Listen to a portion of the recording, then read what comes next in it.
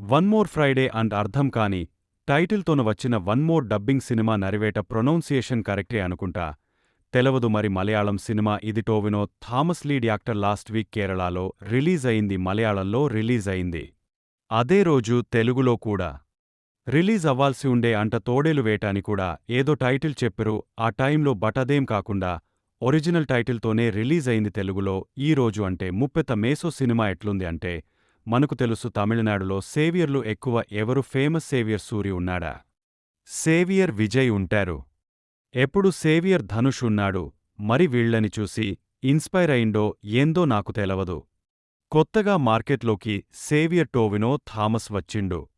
2018 మూవీలో కూడా కొంచెం విన్నది ఇలాంటి రోలే కాని అది కథలో ఉంటది. చాలా గ్రౌండెడ్ రోల్ అది.